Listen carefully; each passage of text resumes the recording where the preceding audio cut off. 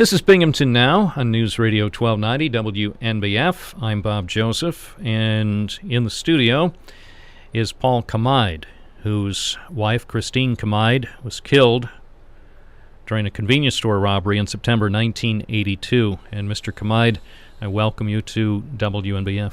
Thanks, Bob, and good morning to you. This will be painful, as our listeners can appreciate, for you as someone who had to live through an unspeakable loss. But it's also going to be, to a lesser extent, painful for me because it'll bring back some memories of covering this. And obviously, the situations aren't comparable. But what happened to people here in Chenango County and then in Broome County in September 1982 was it was a time of terror. That something like this, first the killing of a young man up the road in Afton could happen during a robbery, and then 5 days later, something that was unspeakable that ended the life of your young wife. And even now, 33 and a half years later, I just find it hard to believe it happened in our hometown. Well, it's beyond it was beyond my wildest dreams. I would have never envisioned this myself. When you look at these two cold-blooded murders, and they were two cold-blooded murderers, these guys had a plan. They put the plan together, and then New was the trigger man, and Marlowe was the getaway driver. And each time in Afton, Marlowe was leaning over a rail over the small creek bed, while New went in and shot Jimmy Wilcox. And then down here, when they shot Christine, Marlowe was on Moeller Street in a parked car. He was out of the car standing up, and he had very long hair at both times. And he was there when New went in and then shot Christine. So he was a willing participant. Marlowe's whole deal was that though he was afraid of for his family and for his own life, and he went along for self-preservation, and the excuses, one excuse after another, and they just, when you look at all the facts, it just doesn't make sense. That he was in it for whatever reasons, but he was in it not only once, he was in it twice. We'll talk more about what the parole board is going to be facing in the weeks ahead. Right now, though, for our listeners, tell us a little about Christine. Well, she was a fun person. She was bubbly. She was young.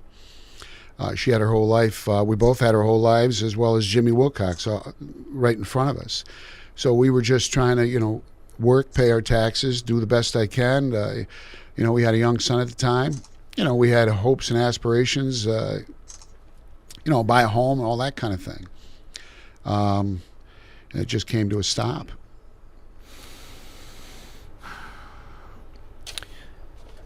This part will be perhaps the most difficult portion of our conversation, but I think it's important because people need to know what happens in real life. I mean, the real reality of what happens when a person in our community is touched personally by such horrific violence. So, if you would tell me about September 21st, 1982. I was at work. I worked second shift. I think it was around between 10:30 and 11 o'clock. And a friend at work picked up the phone. He said, "Hey, Paul," he goes, "the Binghamton police want you." And I haven't done anything wrong, I'm working. So I get on the phone, and I got to tell you, I don't know who that officer was, but he was absolutely terrific. He was just very low-key, he didn't, and I'm not sure how much they knew at the time, but he certainly didn't tip me off as to what happened. He just said, "Hey, Mr. Kamide, it's so-and-so from the Binghamton police. It looks that your wife may have had an accident and fell at work. She's unconscious." She's over at the hospital. You probably need to come down to the hospital. Sure thing. So I drove to the hospital.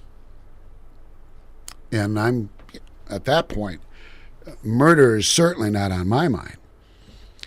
So I get to the hospital, and I don't know who the physician was. So I'm in this room, and he says, Mr. Kamide, he says, it appears that your wife has been shot. She's been murdered. And I went from about 0 to 60 in about 2 seconds. And I hit that wall with my fist. I really didn't know what else to do at that point. And he looks at me like I'm crazy. And he says, you got to calm down. Can we give you something to help you calm down? And I looked at him and says, I don't need to calm down. Just give me a couple of minutes. I'll compose myself. You know, and I did.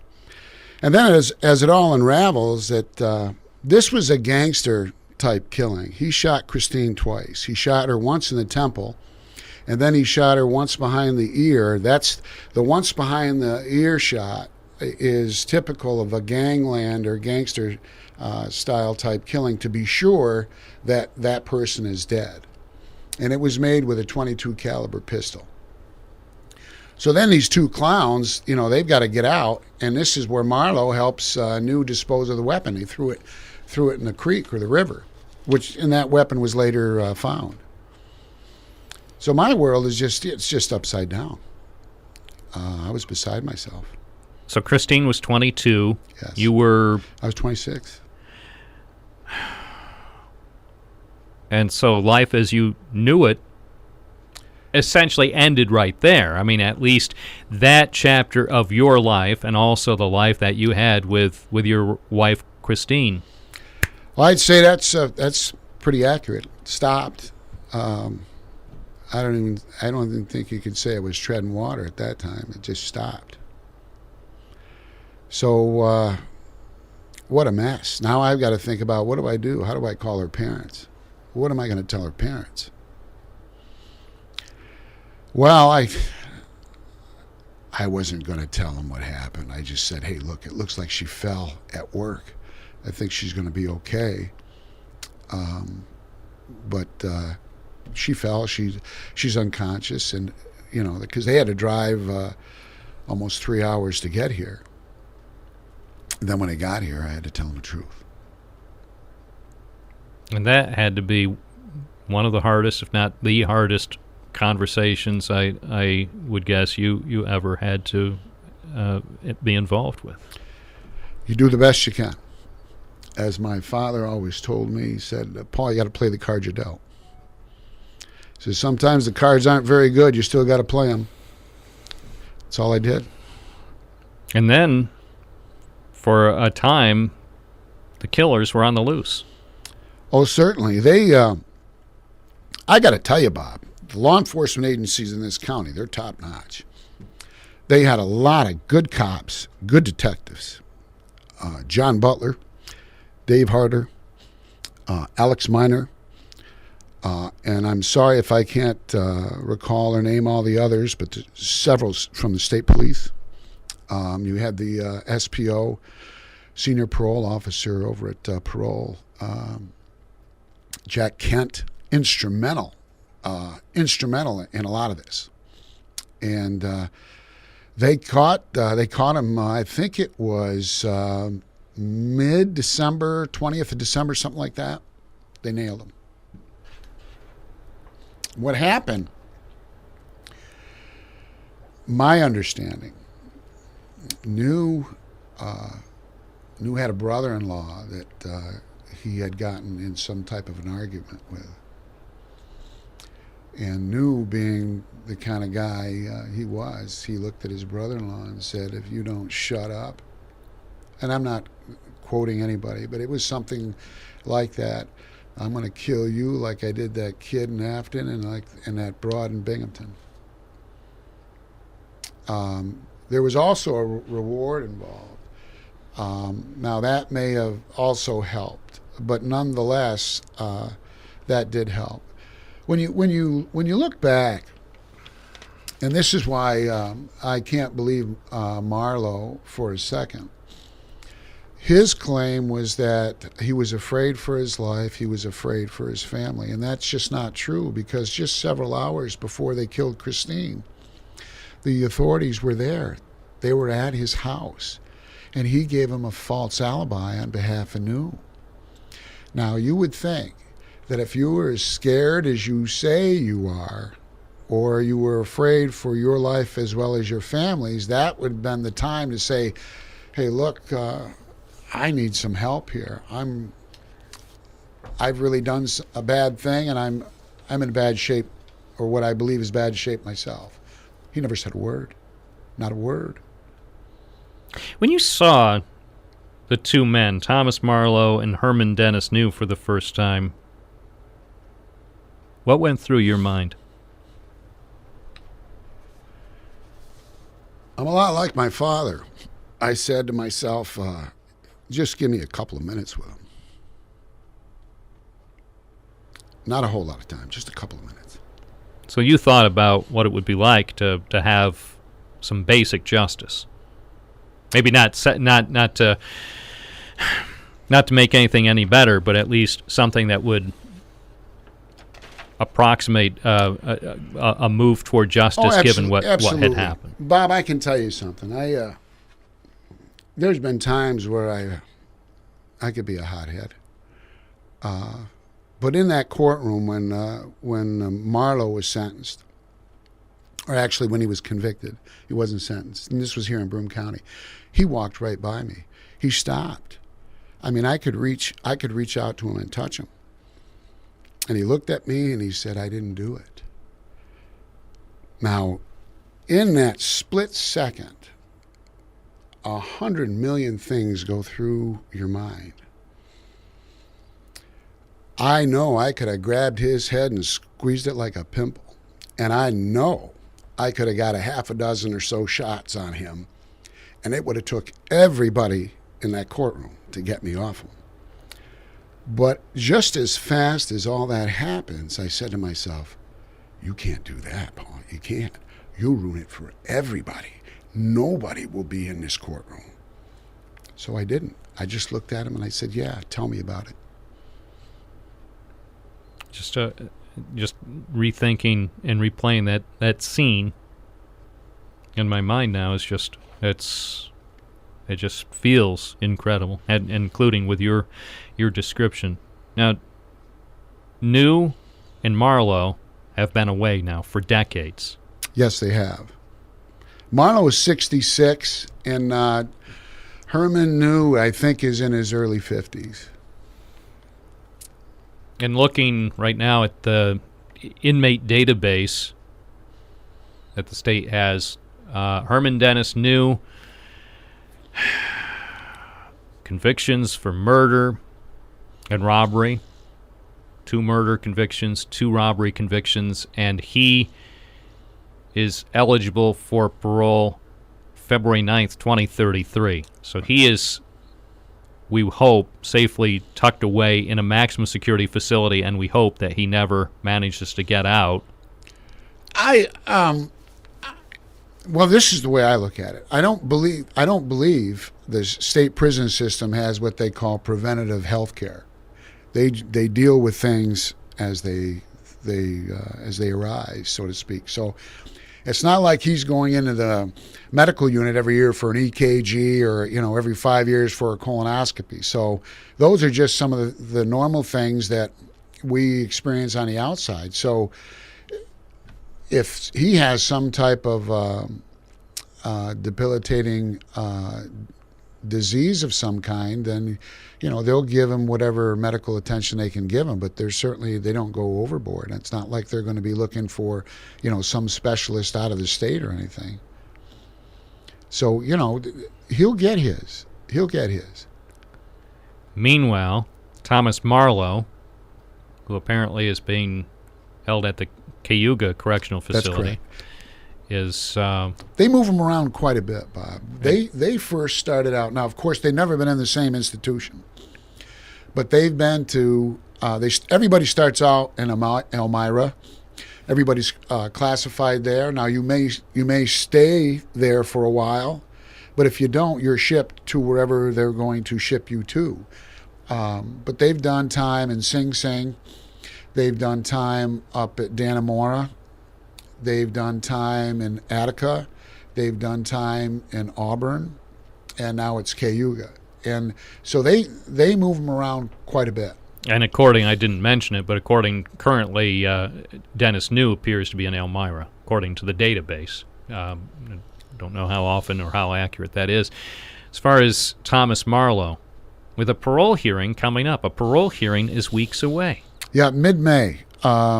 He goes before the parole board, and they'll go through whatever questions they have for him.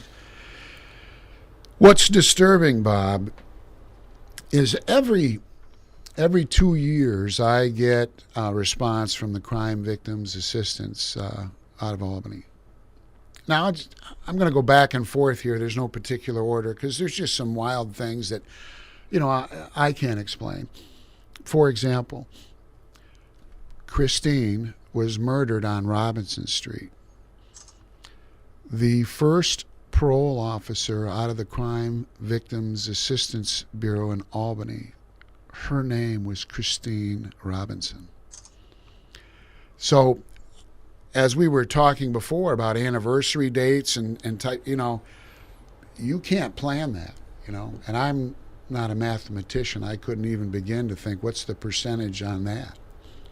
It's just wild. It's bizarre. But the crime victims people, they send me the letter every 2 years on or about mid to late February.